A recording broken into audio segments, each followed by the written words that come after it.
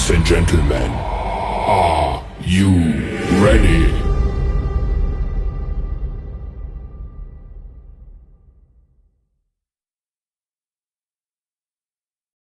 Hello guys, narating mo.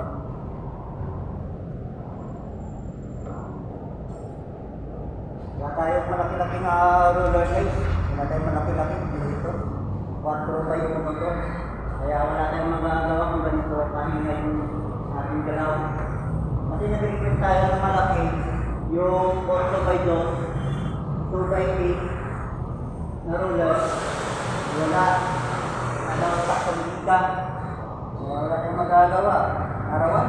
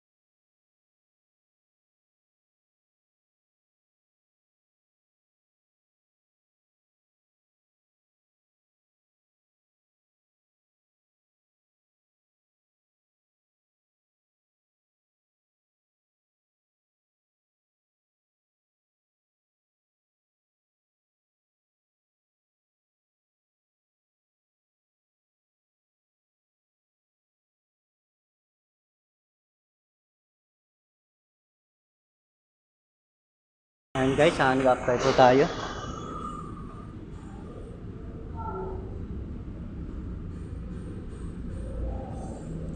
Alam niyo ba guys kung bakit ganito yung kanyang labas? Ganito.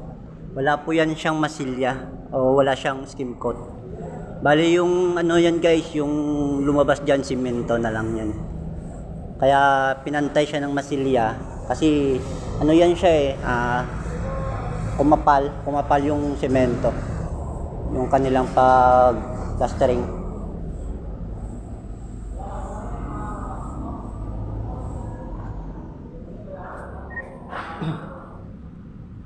Yan guys oh. Di ba ang pangit guys tignan? Ganito yan siya guys oh, ganito yan siya. Kita nyo to. Mga ganito. Ano na yan siya, semento na yan. Balim iban malalim, pinantay na yung ano. Masilya. Guys, overtime po tayo, straight to 6 po tayo guys. Kailangan natin overtime man to, kailangan natin tapusin to dahil dumating kanina dito yung mga dumating dito kanina yung may-ari at yung kukuha ng area na to. Ayan po guys, natapos ko na po yan. Ayan, marami pa akong niretouch dyan. Tinira ko ng first coating, tapos meron akong nakita mga butas-butas, tinira ko ulit, tapos second coating, tapos third. Ito na lang guys oh.